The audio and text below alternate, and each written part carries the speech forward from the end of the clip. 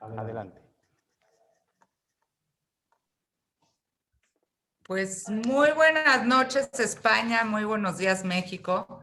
Hoy es un placer tenerlos con nosotros. Muchas gracias a todos los que nos acompañan. La verdad es que, como le decía yo a nuestros invitados, a mí nada me hubiera gustado más que tenerlos presente en la Casa de México. Pero bueno, pues las circunstancias nos obligan a estar online. Y antes que nada, yo le quiero agradecer mucho a Ricardo Cayuela. Ricardo, este ciclo de conferencias que estamos iniciando, coordinadas por Ricardo, muy conocido por todos nosotros, en donde pues decidimos hacer un ciclo de conferencias de conversaciones transatlánticas. Un ciclo que la idea es un encuentro entre mexicanos y españoles para hablar de temas comunes, de temas pues como la poesía, como el Siglo de Oro, como Alfonso Reyes, literatura. Vamos a hacer un poco unas pinceladas a través de 12 sesiones, si no me equivoco, que a lo largo de este año podamos irnos pues impregnando y empapando más de este gran mundo que existe en la literatura, en la poesía y en tantos temas entre México y España. Yo le quiero dar la bienvenida a David Huerta. David, muchísimas gracias. A Andrés Sánchez, pues empezamos con un tema de poesía maravilloso. Creo que sobra presentarlos. Ya Ricardo pues hablará un poco de su trayectoria. Yo realmente lo que quiero es agradecerles. La Casa de México está comprometida con la literatura, con la poesía, con las artes, y quiero que sepan que para nosotros es un honor que nos acompañen. Es un honor inaugurar con ustedes dos, con David y con Andrés, este ciclo de conversaciones transatlánticas que yo estoy segura que nos va a enriquecer enormemente a todos. Y no me queda más que darles la bienvenida en la Casa de México. Cumplimos hace muy poquito 2 años y yo espero que este año también sea un año lleno de éxitos y lleno de alegrías. Muchísimas gracias a los tres y Ricardo, te cedo la palabra. Muchísimas gracias a Jimena, la directora Jimena Caraza, la directora de Casa de México en España. Como Jimena anunciaba, la idea de este ciclo es crear vínculos, crear puentes entre México y España. Son dos países que están íntimamente ligados. No se entiende la historia de México sin la historia de España, pero también viceversa. Y es algo que algunas veces desde este lado del Atlántico se olvida. Son legión los autores y las obras de españoles que han forjado en cierto sentido el carácter mexicano, forjado hasta el punto de que esos autores dejan de ser españoles y se convierten en mexicanos, pero se conoce menos la influencia a la inversa, que también es importante. No solo Alfonso Reyes y su presencia en la España de los años 20, sino muchos otros autores y otras corrientes que vienen de América Latina y que cambian la literatura española y la transforman. Pienso, desde luego, en el modernismo, que es la primera gran corriente literaria que, nacida en América Latina, transforma la poesía del idioma común. Pienso también en la novela, la increíble renovación que empieza en América Latina y que acaba influyendo también en la narrativa española. Y no solo por los autores del boom, tan conocidos por todos, sino con antecedentes claros como Juan Rulfo, Alejo Carpentier, Jorge Luis Borges, etcétera, ¿no? Entonces, la idea de este ciclo es justamente pensar esos cruces entre México y España. En México, para un autor culto, es relativamente normal saber quién es Javier Marías, por poner un narrador español destacado.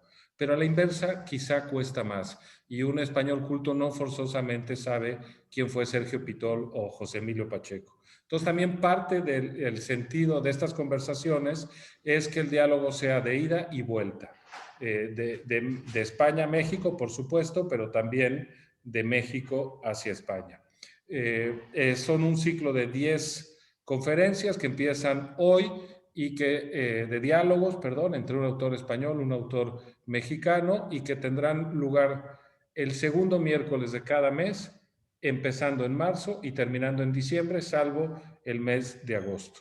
Y nos parecía muy importante empezar este ciclo con la poesía, porque yo tengo la hipótesis que el lenguaje público, el lenguaje de todos se ha degradado de una manera terrible y no hay mejor forma de honrar la lengua en común que a través de la poesía, que es como el último reducto de respeto, homenaje, innovación, profundidad de la lengua, que es la poesía. Y para eso hemos convocado a dos poetas mayores de nuestra lengua, dos voces imprescindibles que tienen además Oye, muchos... mayores de la lengua, no de edad, acuérdate, hay que Mayores de recalcarlo, edad, ¿eh, no, Ricardo? por supuesto, que además tienen muchos cruces entre México y España, ¿no? Pienso David Huerta, que nació en la Ciudad de México en 1949, es autor, entre otros títulos, de Incurable, probablemente el libro de poesía que más me ha perturbado y cuestionado y preguntado en mi historia como lector. El azul en la flama, la calle blanca, los tres en era, pero entre el conjunto de una obra muy amplia recogida en distintos sellos. En el 2013 el Fondo de Cultura reunió en 2 volúmenes el conjunto de su poesía hasta esa fecha. Comparte con Andrés Sánchez Robaina, que ha trabajado algunos libros de artista, pienso en von Gunthen, en Roger von Gunthen, en Frederica Matt y en Günter Gerso, con los que ha hecho trabajos de colaboración. Y en ese sentido hay esa, digamos, similitud con Andrés Sánchez Robaina, de 1952, poeta ganario, que es autor de El libro tras la Druna, publicado en Pretextos, La sombra y la apariencia, publicado en Tusquets, y Por el gran mar, publicado en Galaxia Gutenberg, al que también un gran sello como Visor hace una antología que reúne 45 años de labor creativa, Al cúmulo de octubre, y que ha trabajado con la obra de autores, artistas plásticos como Antonio Tapies, José Manuel Broto o José María Sicilia. Pero los vínculos entre ellos son más profundos. A mí me gusta mucho que ambos trabajan muy de cerca con los jóvenes. Eh, Andrés como profesor universitario y David también. David además muy cerca con talleres de poesía y ha sido como maestro, tutor y guía de muchos poetas jóvenes mexicanos que hoy están renovando la lengua. Ambos además tienen una lectura profundísima con la tradición literaria, no solo con las generaciones inmediatamente anteriores. Pensemos en David Huerta, hijo de Efraín Huerta y lector voraz de esa generación, de Octavio Paz, de los contemporáneos, una generación anterior, sino también con todo el ciclo, digamos, de la lengua española. Lo mismo que Andrés Sánchez Robaina, y además los une también haber colaborado con la revista Vuelta de Octavio Paz, con Letras Libres, entre otros vínculos. Otra cosa que los une es que ambos han trabajado muy de cerca la traducción literaria.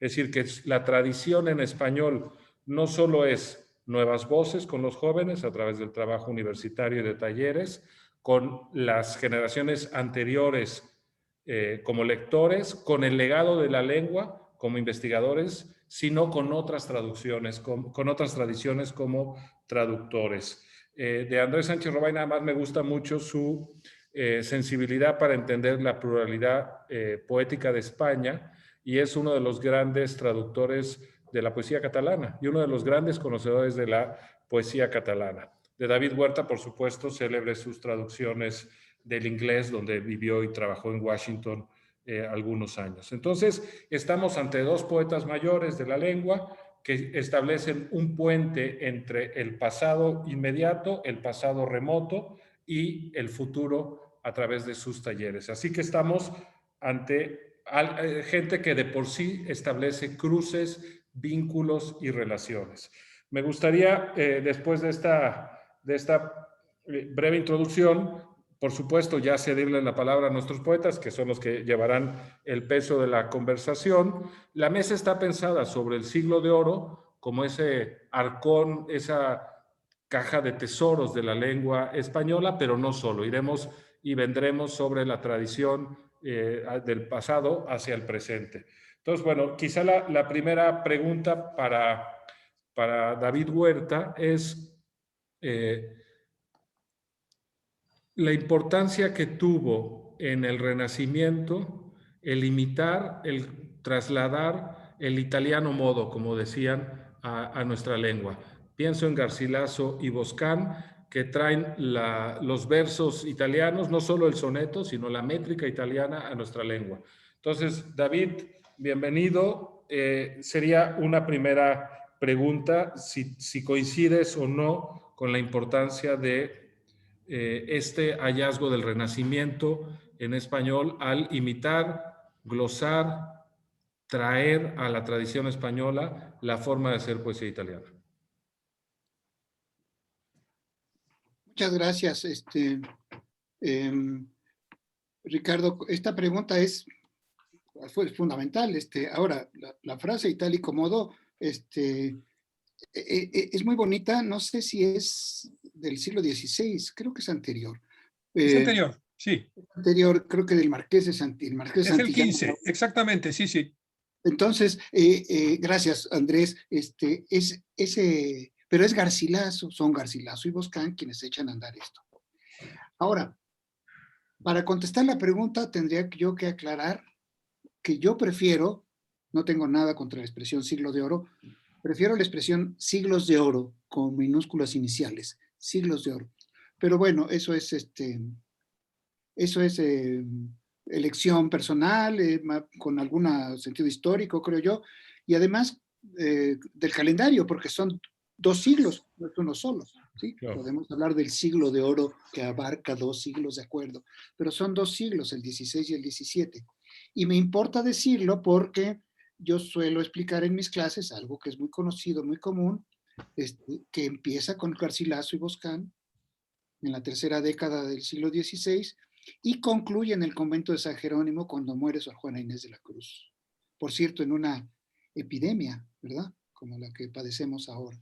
Entonces, ese es el arco de principios del siglo XVI a los últimos años del siglo XVII, los que llamamos siglos de oro.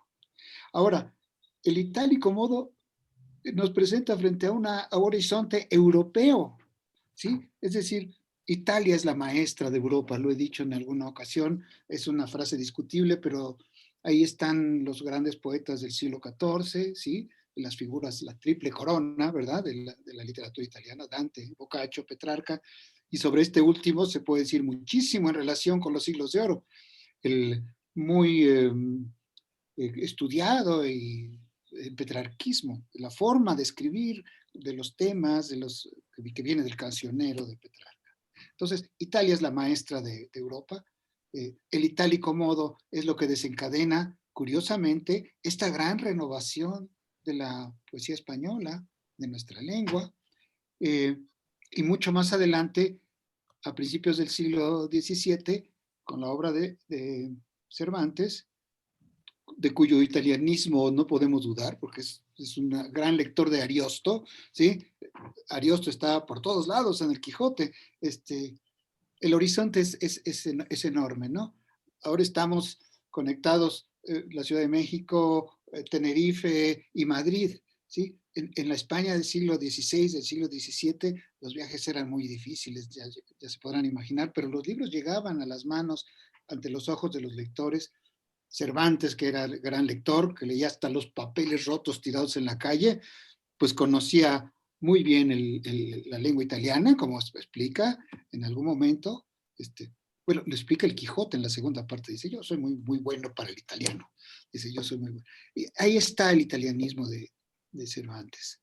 Y está el italianismo de tantos poetas grandes, mayores, y en general la lección de Italia, pero también considerada como un ingrediente de lo que será la originalidad de la gran literatura de los siglos de oro.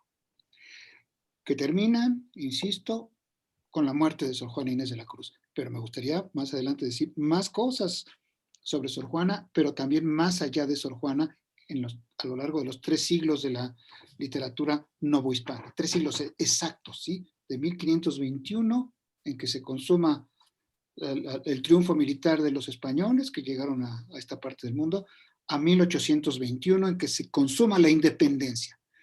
Porque los mexicanos, esto lo sabe muy bien Ricardo, seguramente también Andrés, tendemos a abrir un paréntesis y dejar como en estado de hibernación el país durante 300 años y cerrar ese paréntesis cuando cuando se consuma la independencia.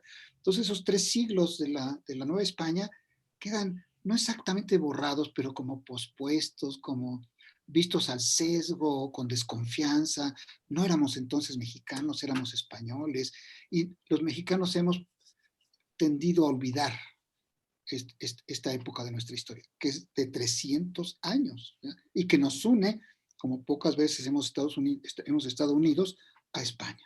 Es lo que quiero decir por el momento, Ricardo. No, me parece muy bien. Además, uno de los objetivos adicionales de este ciclo de conversaciones tiene justo que ver con los 5 siglos de la caída de México Tenochtitlán, con los 2 siglos de la promulgación de la independencia y probablemente hasta con los 7 siglos de la fundación de México Tenochtitlán en el siglo XIV, ¿no? Entonces, efectivamente, ese arco temporal, sobre todo las 2 primeras, la caída de México Tenochtitlán y la independencia, vinculados íntimamente a España y nuestras raíces comunes, ¿no? A mí me gustaría, en el caso de Andrés, bueno, primero, si quiere comentar algo de la importancia del itálico modo, por supuesto, y si no, quisiéramos un salto temporal de siglo y medio, porque sé que él es un especialista muy grande en Góngora, aunque David también lo ha leído con lupa, y que nos contara qué es esto del gongorismo, de dónde viene, por qué no se considera parte del siglo de oro, cómo se rehabilitó, etcétera, etcétera, porque me parece que ahí hay otro tesoro oculto de la lengua española. Entonces, Andrés, por donde tú quieras avanzar.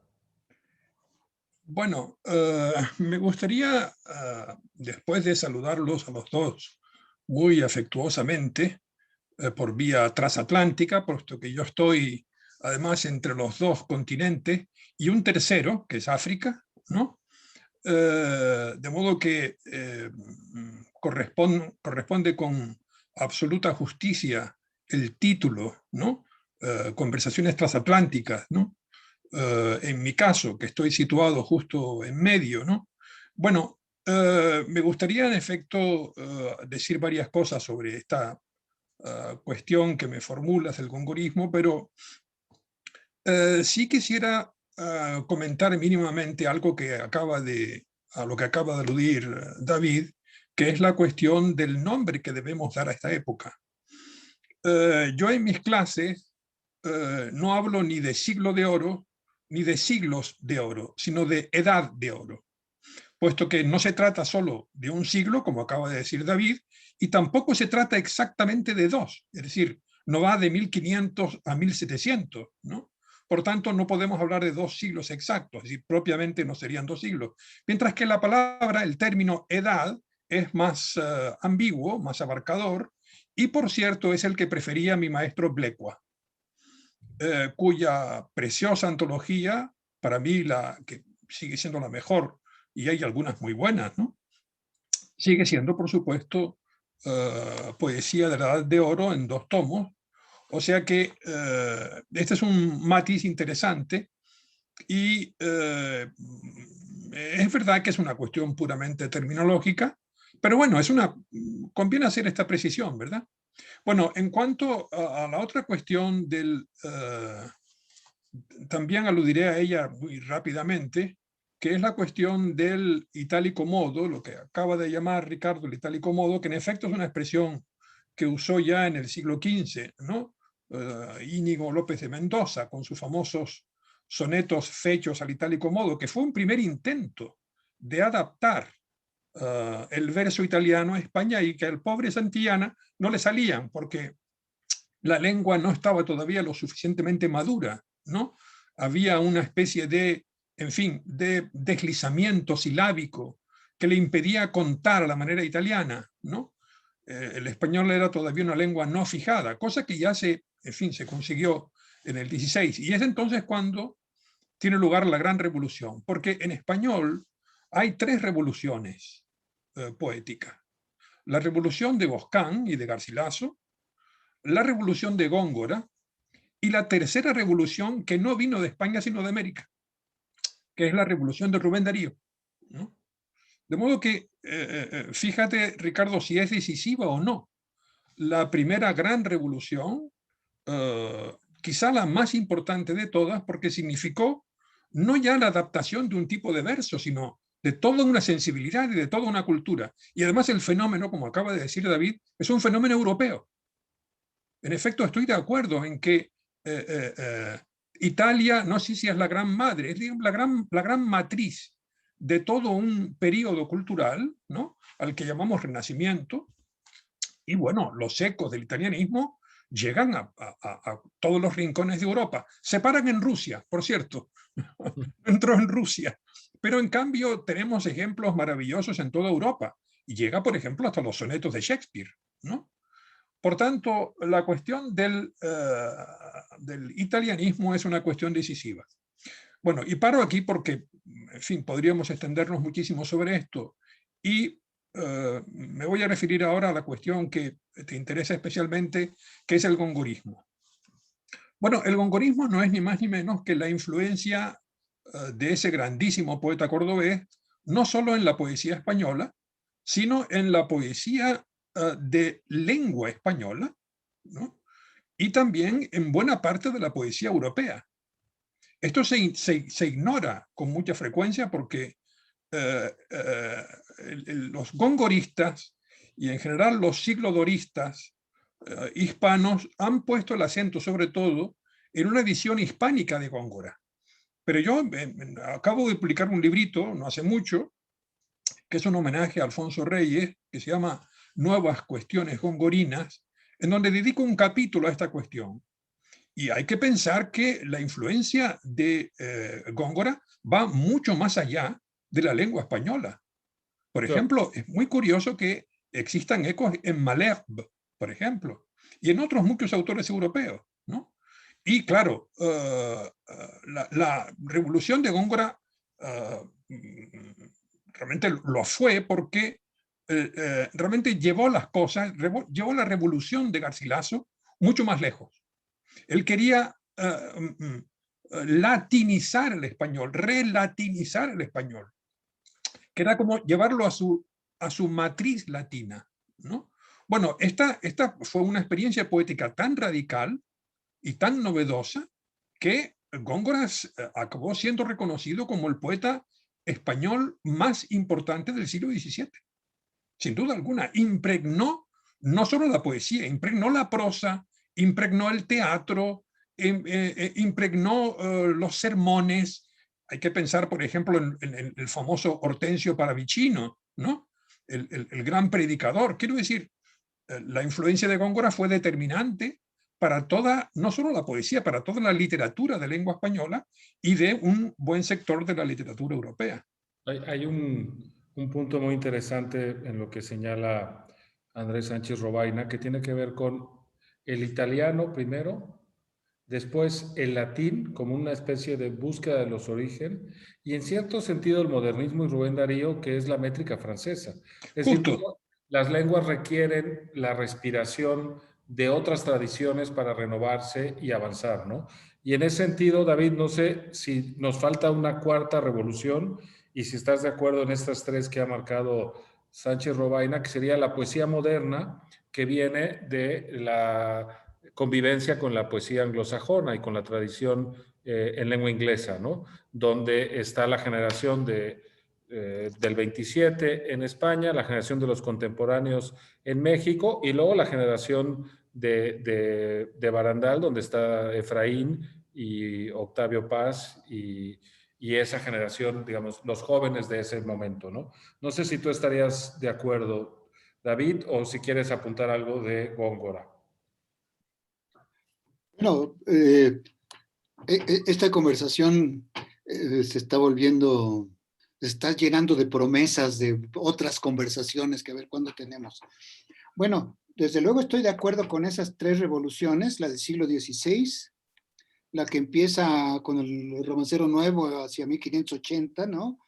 Con Lope y Góngora, que son poetas de edades parecidas, ¿no?, porque hay una diferencia de solo de un año, y la tercera revolución de la que habló Andrés Sánchez Robaina, que es la extraordinaria revolución de un nicaragüense. Lo que quiero destacar, estoy totalmente de acuerdo. En la respuesta a lo que tú planteas, Ricardo, quedaría un poco pendiente, ¿no? Si hay alguna cuarta revolución, no sé muy bien. Pero lo que me gustaría decir o recordar en relación con Rubén Darío es que a mí me gusta pensar en Rubén Darío no solamente como un poeta nicaragüense, latinoamericano o de lengua española, sino también como un poeta transatlántico, para tomar la palabra que nos une ahora, ¿no? Claro. Con este rubro, porque creo que la generación del 98 en España es muy importante para Darío, ¿sí? Es uno de sus contextos, como se dice en las clases luego, ¿no? Y quiero decir algo que a mí me conmueve profundamente, eh, y que es más o menos sabido, pero no está de más recordarlo ahora, y es la extraordinaria relación que tuvo Rubén Darío con Juan Ramón Jiménez. Cuando era Juan Ramón Jiménez, de Juan Ramón Jiménez tenemos la imagen de siempre de un, ahora las imágenes de Juan Ramón Jiménez se parecen a nosotros, Andrés, sí, con su barbita blanca, este, pero alguna vez fue joven Juan Ramón Jiménez, y cuando era joven, muy joven, estuvo cerca de Rubén Darío y fue su, ¿cómo lo llamaríamos? Su secretario, su acompañante, su ayudante, y nos consta por una serie de cosas que se han averiguado, que se saben, que de Juan Ramón Jiménez dependió la puesta en orden de los poemas de los Cantos de Vida y Esperanza, el gran libro de 1905, que para mí es fundamental en la Claro. revolución dariana. Es un libro que no existiría sin un español. El gran libro de la poesía latinoamericana no existiría sin Juan Ramón Jiménez, el andaluz Juan Ramón Jiménez, ¿sí? Y un hombre que, a pesar de que parece que era muy malhumorado, era muy generoso, y lo fue con Rubén Darío, por lo cual estaremos eternamente agradecidos en los dos lados del Atlántico. En cuanto al gongorismo, basta decir algo también muy sabido, o quizá no tanto, en cualquier caso vale la pena recordarlo. El gran, inmenso poema de Sor Juana Inés de la Cruz tiene en su epígrafe titular una noticia que dice: primero sueño, que así intituló la madre Juana Inés de la Cruz, eh, imitando a Góngora.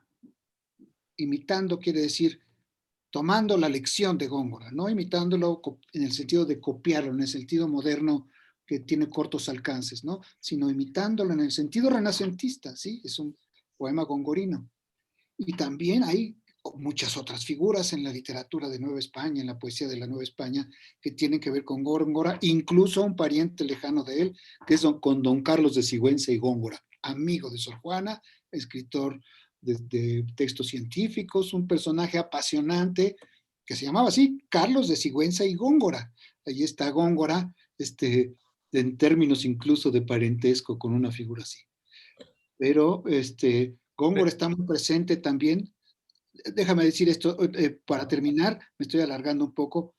Góngora naturalizó en el español la palabra joven, ¿sí? La tomó del italiano y es una palabra, Andrés, muy mexicana. Todos los mexicanos, muchos mexicanos nos dirigimos unos a otros, no importa la edad que tengamos, diciéndonos joven. Es una palabra que tiene un cierto sello gongorino y a mí me simpatiza mucho también. Una pregunta para David, para romper el esquema de una y una, pero que ya anunciaba Andrés, que tiene que ver la influencia de Alfonso Reyes, no solo cuestiones gongorinas, sino el Polifemo sin lágrimas, para volver a poner a Góngora en la tradición de la poesía española, probablemente antes que la generación del 27, influyendo en ella, ¿no? ¿Tú cómo ves este papel de Reyes? ¿Se conoce? ¿No se conoce? ¿Estarías de acuerdo con esta hipótesis? Y luego que participe Andrés, aunque coincido contigo, David, que estamos abriendo muchas compuertas, ¿no? Yo quiero hablar de mística, quiero hablar de las epístolas morales, quiero volver a los siglos de oro, la edad dorada o como le queramos decir, ¿no? Pero me gustaría hacer este paréntesis sobre Alfonso Reyes. Mira, voy a decir algo muy breve porque le voy a pasar de inmediato la palabra a Andrés, que tiene todos estos temas en la uña, muy frescos, ¿no? Por las nuevas cuestiones gongorinas que acabo de mencionar hace un momento.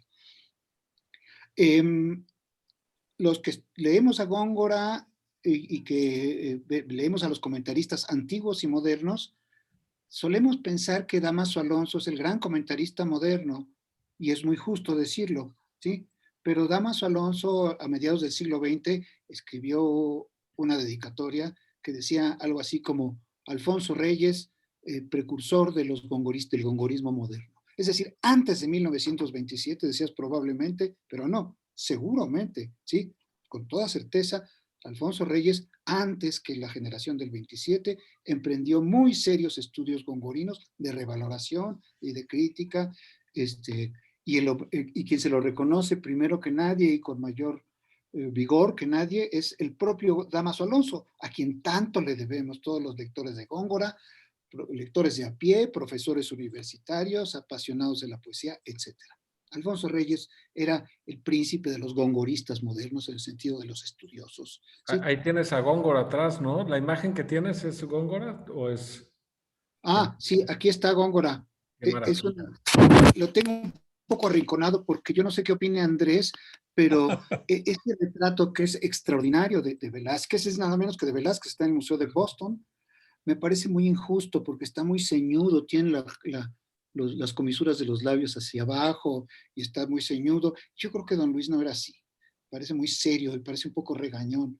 Y Le era un hombre regresamos muy la jovial, pelota a ¿no? Andrés para hablar de Reyes, de Góngora, y luego vamos avanzando con otros temas de la Edad de Oro. Bueno, estoy viendo que hay tantas cosas que comentar que, en fin, voy a intentar ser breve en cada una de ellas, ¿no?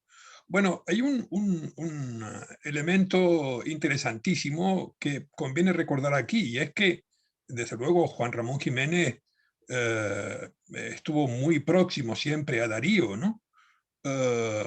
Pero no olvidemos que los dos primeros libros de Juan Ramón Jiménez, a esos dos primeros libros les puso título el propio Rubén Darío.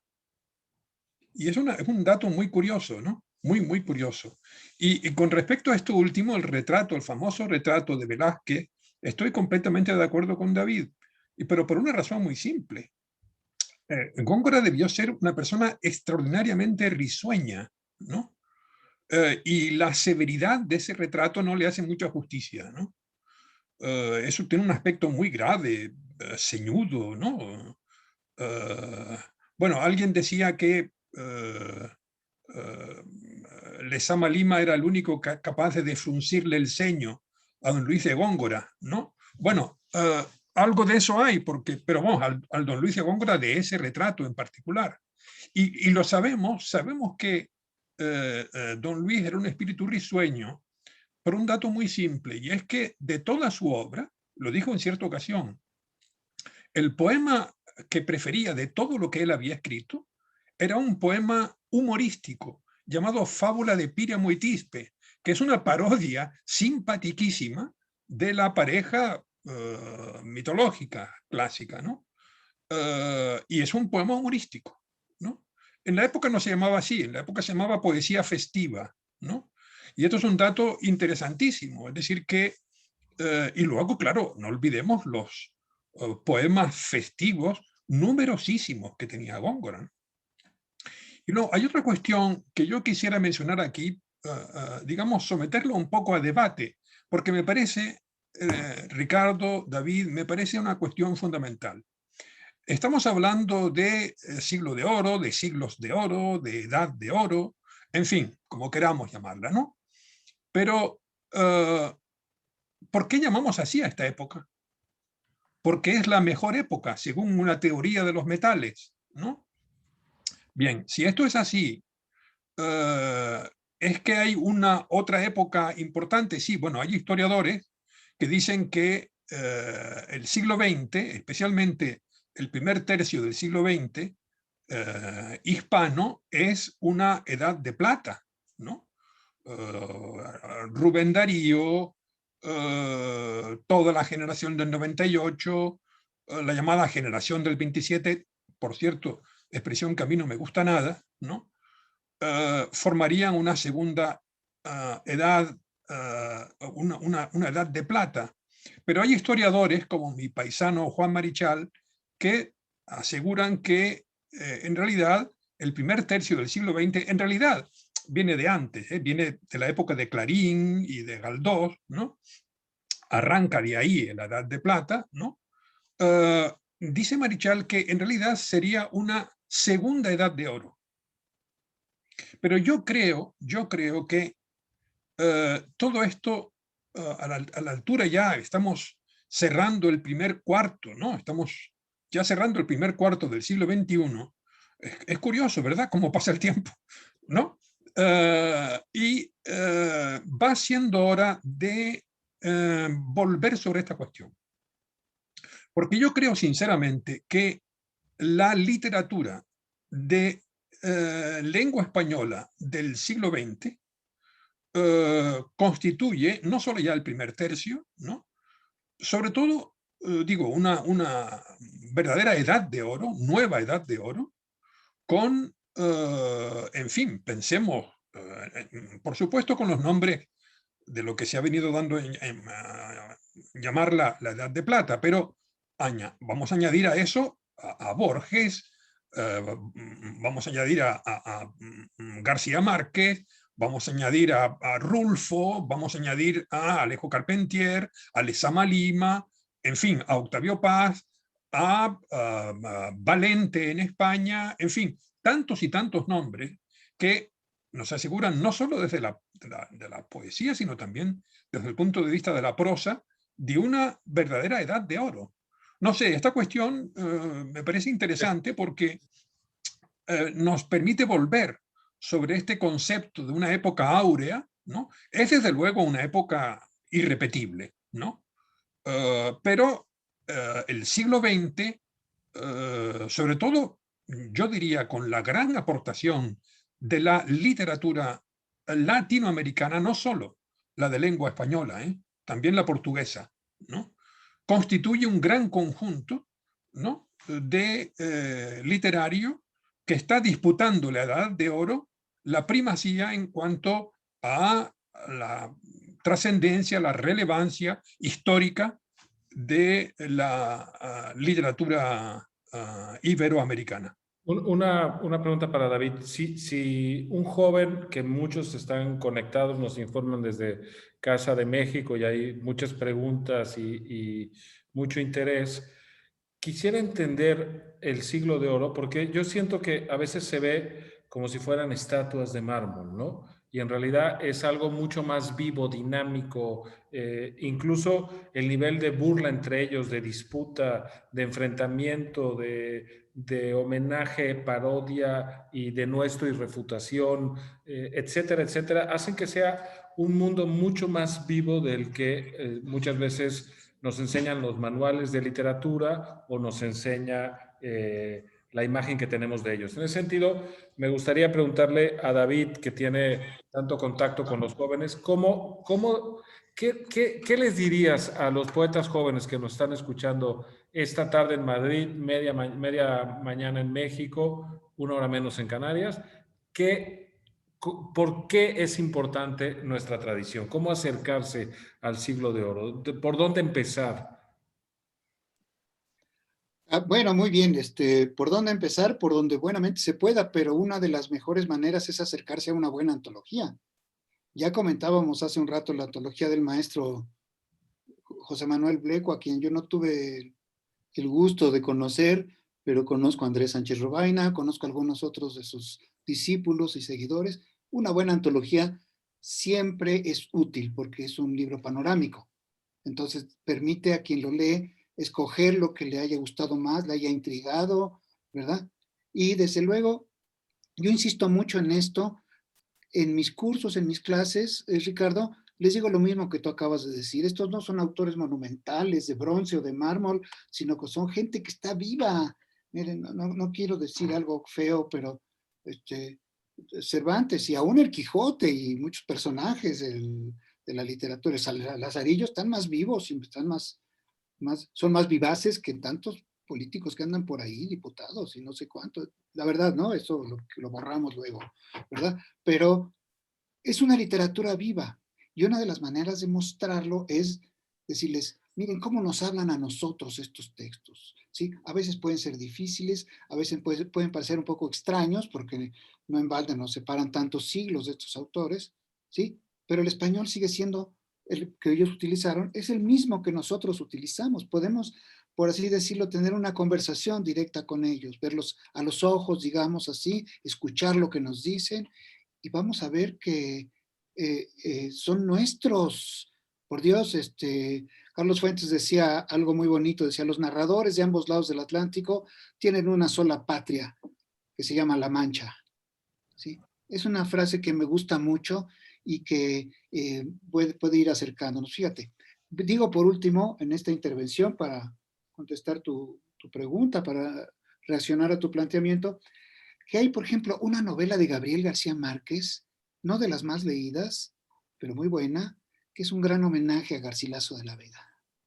Es el gran homenaje de la novela a la poesía, ¿sí? Que se llama Del amor y otros demonios, ¿sí? Es un romance muy complicado, muy enredado, muy problemático, entre unos muchachos en Colombia, en Cartagena de Indias, pero lo que alimenta y lo que rodea ese romance, ese amor, es la poesía de Garcilaso, ¿sí? Es el gran homenaje, digo, de la novela a la poesía, como debe ser, ¿sí? Eh, la novela también homenajeó a la poesía, en especial la de Góngora, con la reivindicación del Conde Don Julián, de Juan Goytisolo, ¿sí? Un autor tan querido por nosotros, Andrés, ¿sí?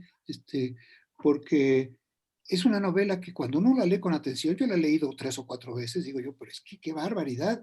Juan Goytisolo adoraba a Góngora y se le nota, es un novelista que ama a un poeta y pone ese amor en sus novelas. Entonces, a través de las novelas, de algunos cuentos, de ese sentido del humor que tú señalabas, ¿sí? Algunos poemas son francamente de carcajada, algunos son la malicia, los pleitos entre ellos, entre Lope y Cervantes, entre Góngora y Lope, entre Quevedo contra el mundo, etcétera, ¿no?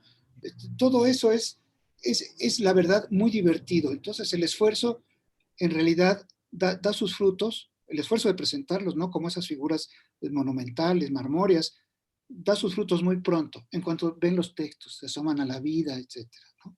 De estos autores, Ricardo.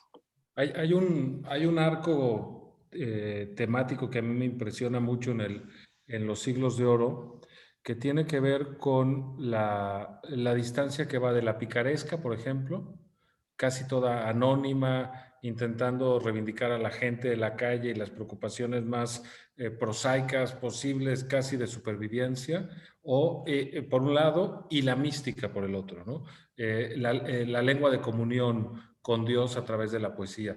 Y creo que este es un buen ejemplo de lo que representa los siglos de oro, que puede ir desde la novela de la picaresca hacia la mística. ¿Qué otras lecturas encontrarías en este siglo de oro, Andrés? No forzosamente en la poesía, pero también, si quieres, que demuestren esta riqueza insólita y este tesoro al que hay que acudir todo el tiempo, ¿no?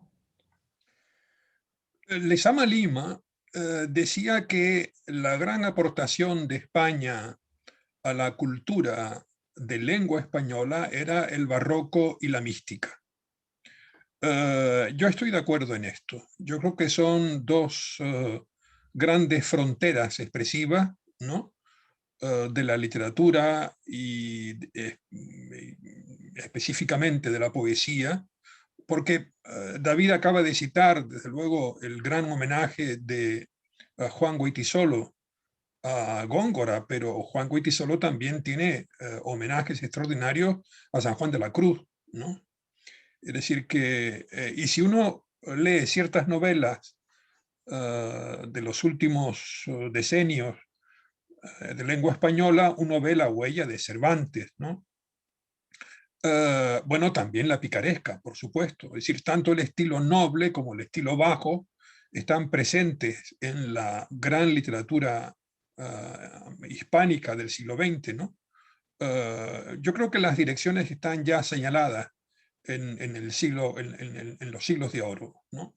Las grandes orientaciones los grandes desarrollos que ha habido de esos elementos, de esas matrices expresivas, tienen grandes representaciones en el siglo XX, ¿no? A mí me preocupa muchísimo cómo, no sé si en México y en general, en toda Hispanoamérica es así, pero en España estamos asistiendo, por desgracia, a un tipo de escritura que vive absolutamente de espaldas a la tradición literaria, ¿no?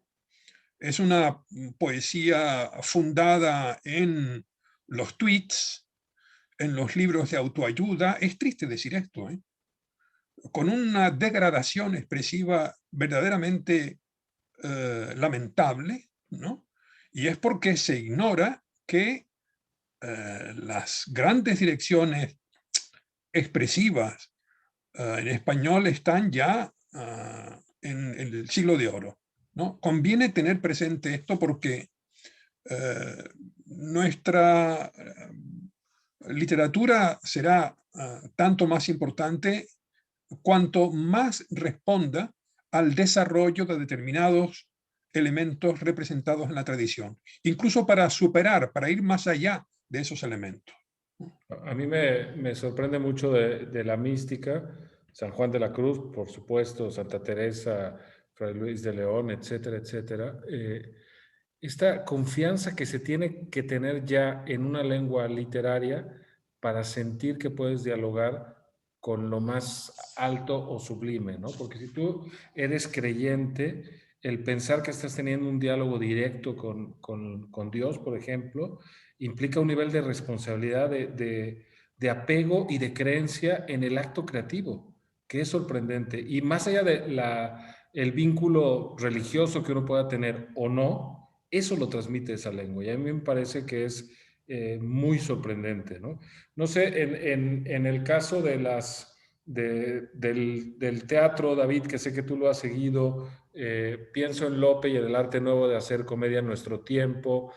También es como otra forma de representar los problemas de esa época tan convulsa, tan rica, tan dinámica que fue los 2 siglos de los Austria, en ambos lados del Atlántico, y donde hay un representante tan importante de las letras novohispanas como Juan Ruiz de Alarcón, ¿no? Entonces, no sé si quieras hablar un poco de esa fuerza verbal del teatro clásico, o si quieres volver a la literatura novohispana, como apuntabas al principio. Bueno, como decimos en México, otra vez la burra al trigo. Entonces voy a volver a hablar de Góngora, porque Lope es el creador del Teatro Nacional, como seguramente les machacan a los estudiantes en España, ¿verdad? Es el creador del Teatro Nacional y miren cuántas comedias escribió y te asomas y es un verdadero río, ¿no? Un vendaval de comedias y todo. No estoy seguro que todas sean muy buenas, pero bueno. En cambio, don Luis escribió una sola, que dice uno de sus comentaristas, los contemporáneos de don Luis de Góngora, quiero decir, escribió una sola que se llama Las firmezas de Isabel, que dice un comentarista que evidentemente era un gran admirador, vale por 1000. La frase no es una frase cualquiera, es un dardo a Lope de Vega.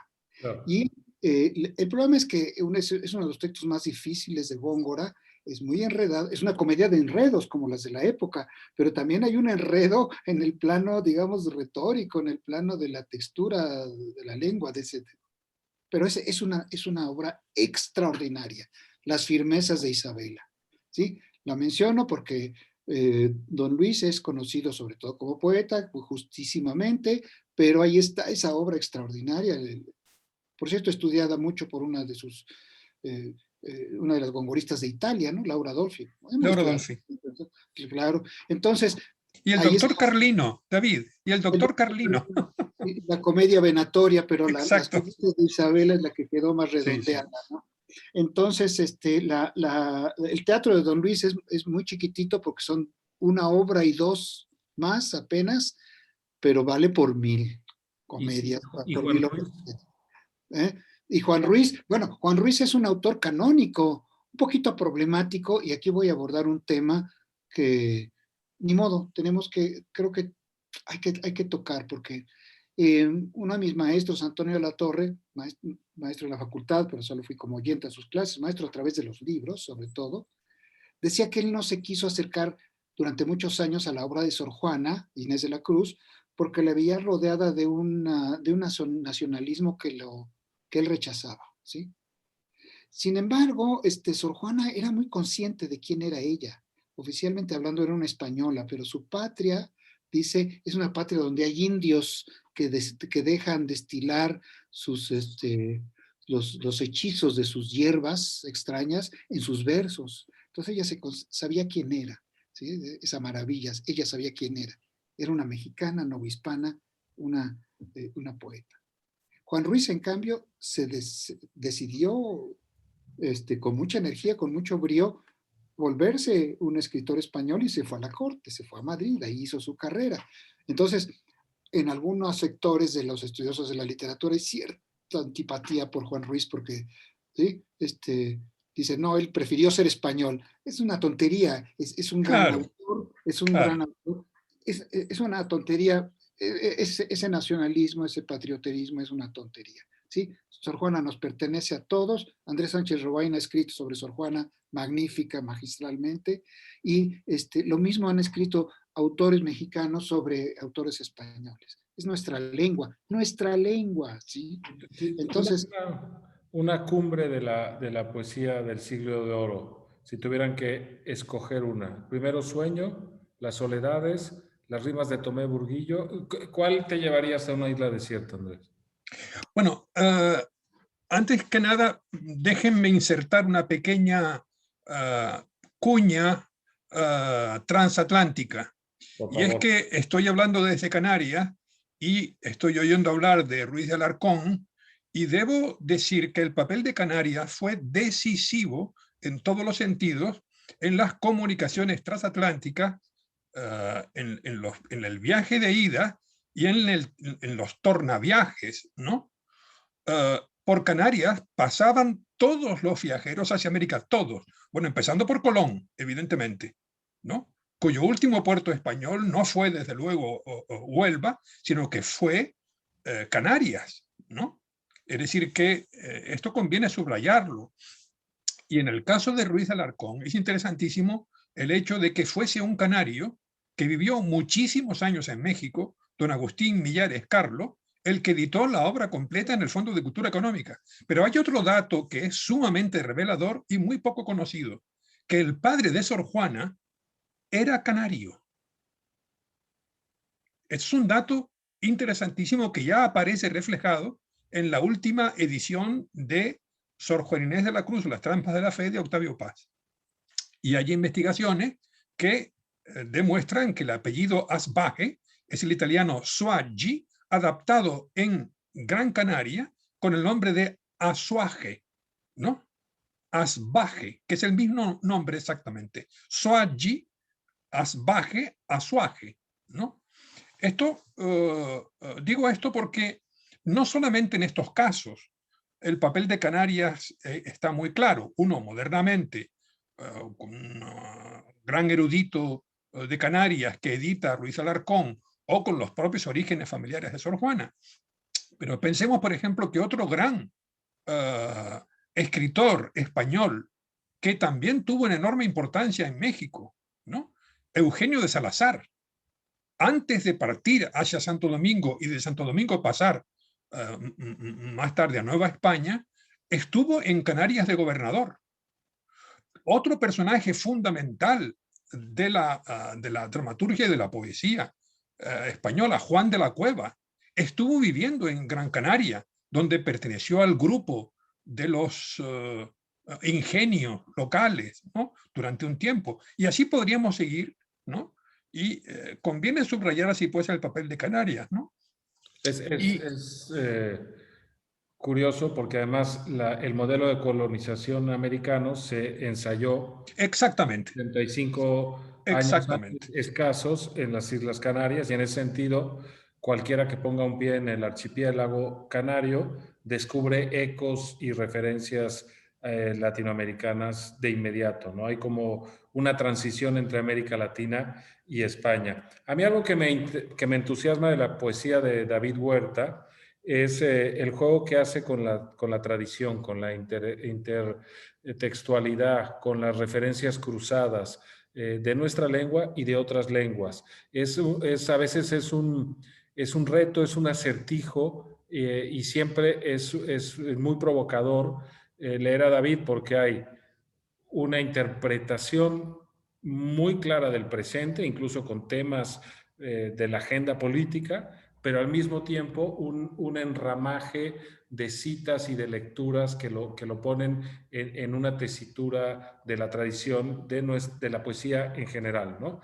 Y en ese sentido, la verdad, se nota en las lecturas de David mucho esa parte. Y en el caso de Andrés, a mí me gusta mucho de su poesía el diálogo con el mar, que es otro diálogo distinto, pero también muy presente, ¿no? Como las olas de Canarias llegan hasta los versos de Andrés, ¿no? Y quizá podríamos hacer justo eso, hacer un trasvase hasta el presente y pensar en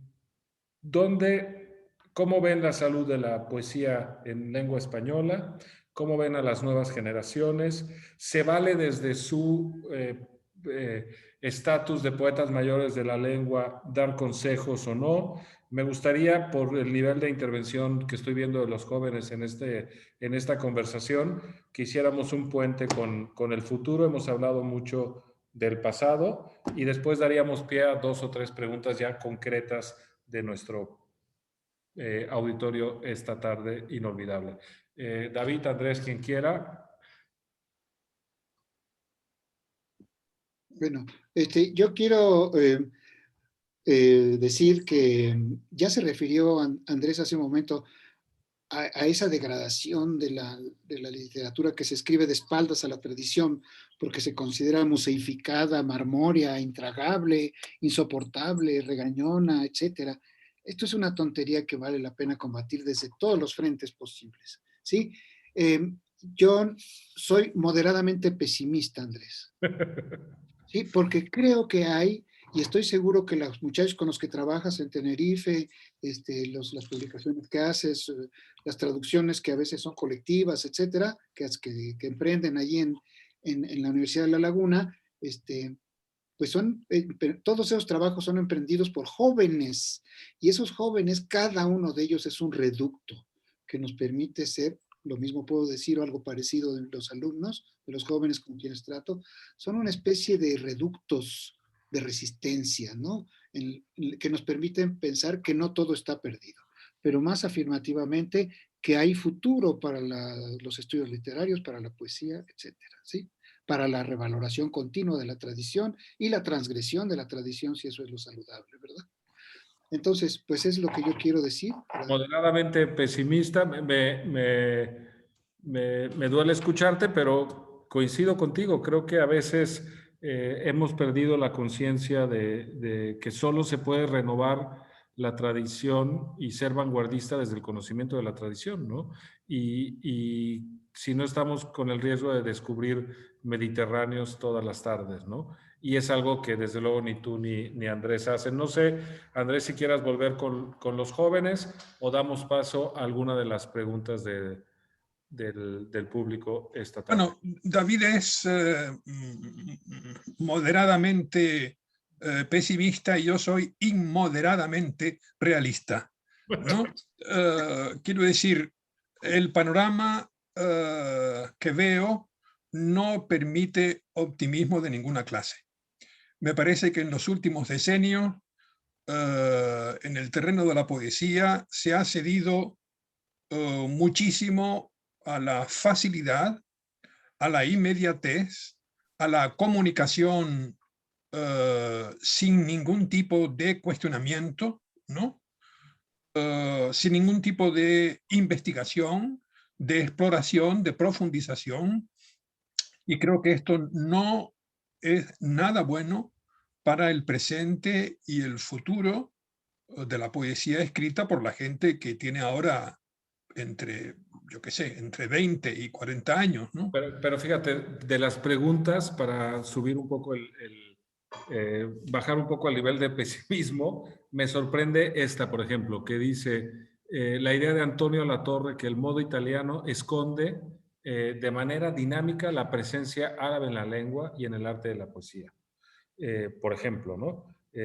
¿Estarían de acuerdo con eso? Es decir, que la influencia no solo es de Italia, sino también del universo de árabe, por ejemplo, ese sustrato de la reconquista, que fueron quedando algún tipo de presencia de la lengua árabe o no.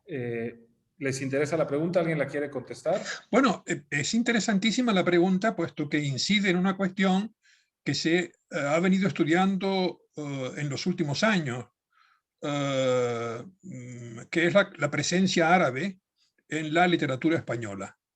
Precisamente volvemos aquí a Juan Goytisolo, a quien le interesaba especialmente esta cuestión, ¿no? Desde luego, es innegable que hay un trasfondo arábigo, por así decirlo, en la poesía de San Juan de la Cruz, ¿no? Esto está muy estudiado ahora por Luce López Baralt, ¿no? La gran investigadora puertorriqueña, y conviene subrayarlo, ¿no? Luego hay, naturalmente, otra cuestión a la que no nos hemos referido, y que también tiene que ver con un cierto pozo de tradición árabe en España, que es la lírica de tipo tradicional. Claro. Hasta ahora nos hemos referido únicamente a la poesía culta, pero recuerdo que en cierta ocasión un mexicano, Gabriel Said, decía que la gran poesía novohispana no es, digamos, culta, no es superior a la gran corriente de poesía popular tradicional que fue desde España hasta América y que allí vive todavía. No nos olvidemos de este sector importantísimo. Pues bueno, una parte de esa lírica de tipo tradicional tiene mucha conexión con las tradiciones presentes en España, la tradición judía y la tradición árabe, ¿no? Por tanto, y esto también está demostrado por otra gran investigadora mexicana, que es Margit Frenk, ¿no? Claro. Es decir, que conviene subrayar también este punto, ¿no? Y que estaba en Américo Castro antes, en cierto Claro, sentido. evidentemente. Una pregunta para David de un joven de 18 años. ¿Cuál es el lugar de la poesía novohispana en los siglos de oro? Y si crees que tiene el lugar que se merece. Nos preguntan desde Zacatecas. Es muy buena pregunta. No podemos saber qué lugar tiene la poesía novohispana en el horizonte general de la cultura de nuestra lengua, mientras no tengamos las herramientas para medianamente conocerla. Pero ya los tenemos. Hace muchísimas décadas, Alfonso Méndez Plancarte publicó una antología de poesía, poetas novohispanos, 3 tomitos que publicó la universidad. Ese libro estuvo, digamos, abandonado, solitario, hasta que en estos años Marta Lilia Tenorio hizo una gran antología que se llama de poesía novohispana, y un grupo de jóvenes investigadores, filólogos, estudiosos, hizo otra antología. Ya tenemos 3 antologías de la poesía novohispana, ¿sí? En México se llaman poetas novohispanos, poesía novohispana, lo de Marta Lilia Tenorio, y una frase de Balbuena, entre frondosos árboles plantada, esta nueva antología, relativamente nueva, de hace unos cuantos años. Ahora ya podemos conocer, estamos en una buena posición. Yo creo que hay para mi gusto hay demasiada poesía religiosa en esos 3 siglos de poesía novohispana, ¿sí? Quizás es un efecto de la antología de Méndez Plancarte, que era sacerdote católico y era natural que por sus intereses incluyeran muchos poemas religiosos. Y esa impresión he tenido siempre, probablemente es injusta. Pero desde luego hay muchísima poesía, quizá demasiada, y muy pocas figuras notables de primera magnitud. Una que destaca por encima de todas las demás, que es la de Sor Juana Inés de la Cruz. Pero Sor Juana Inés de la Cruz, por el brillo deslumbrante de su obra, deja en la sombra, tanta luz deja en la sombra a muchas figuras que también son importantes, ¿no? Sandoval Zapata, Francisco de Terrazas, el primero de todos, ya mencioné a Carlos Sigüenza y Góngora, ¿sí? Algunos poetas españoles que prosperaron, que escribieron su obra en la Nueva España, Entonces, es un mundo por conocer, y vamos a descubrir ahí muchas cosas. Es simplemente una parte de la gran literatura de los siglos XVI y XVII, la poesía novohispana, ¿sí? Tiene esta demarcación geográfica, sociopolítica, si quieren ustedes, no es una literatura de la península, pero está escrita en nuestra lengua.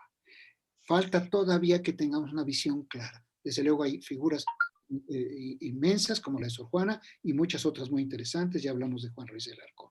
Así es que es un tema que está por verse, pero yo no lo veo como algo separado de la literatura española.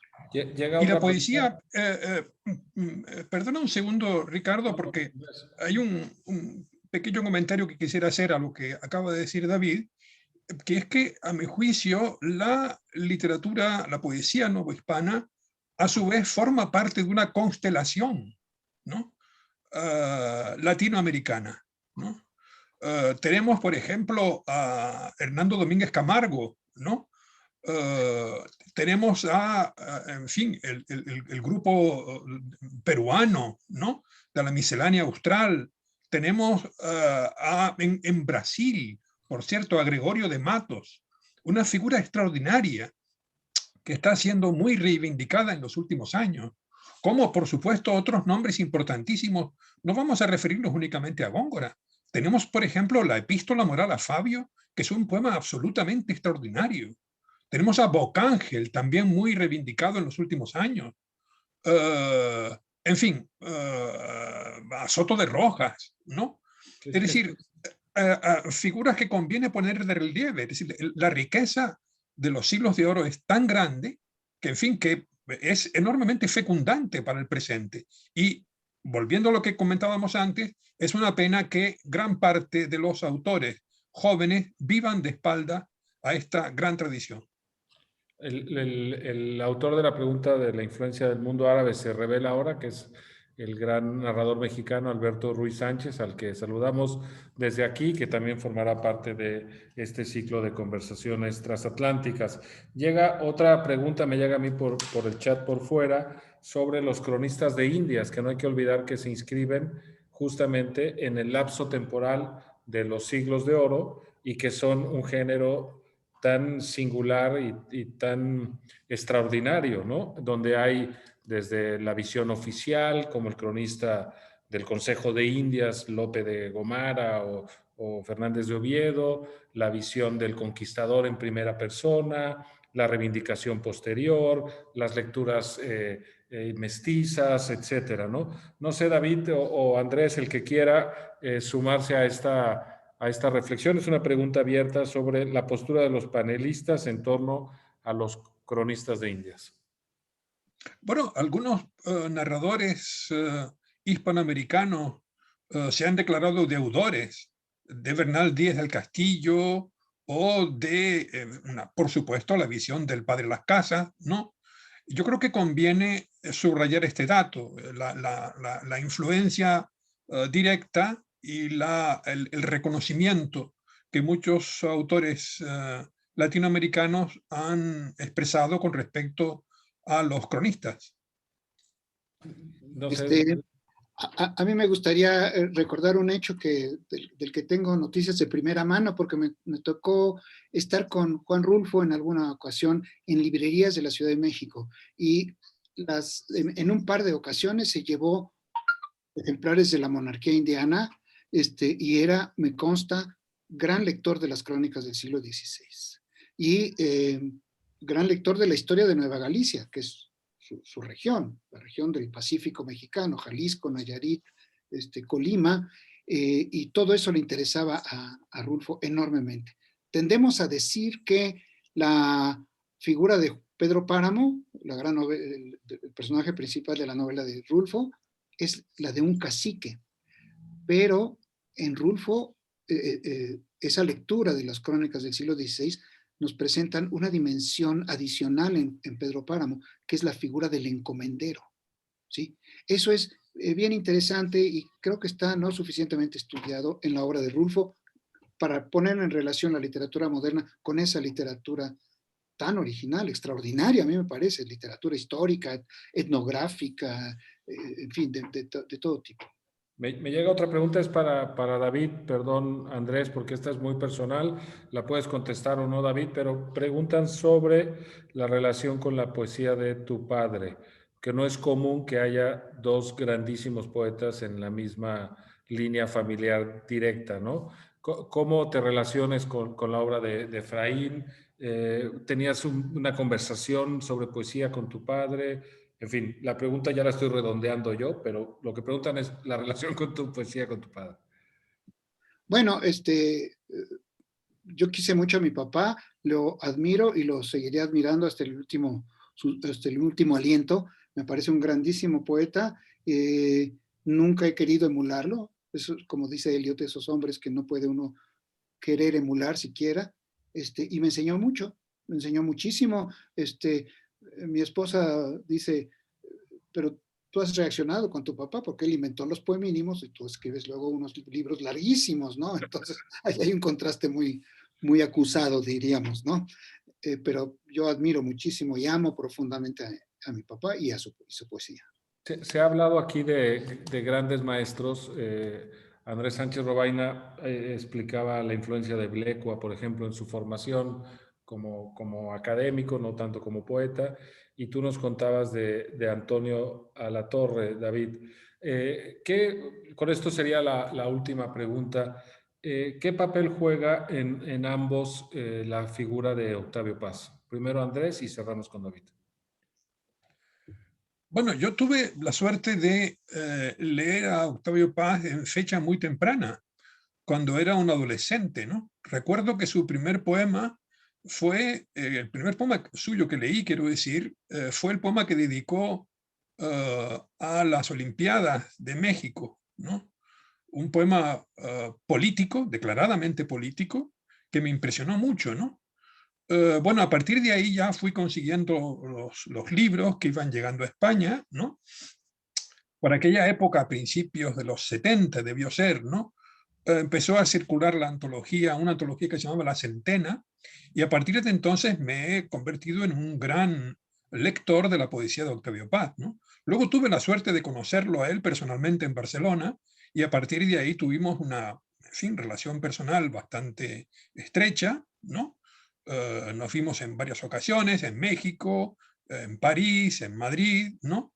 Y pudimos entablar un diálogo que para mí fue, desde luego, trascendental en mi evolución como poeta y como persona.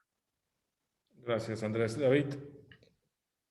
Bueno, dos cosas solamente para no despegarnos del tema de los hilos de oro.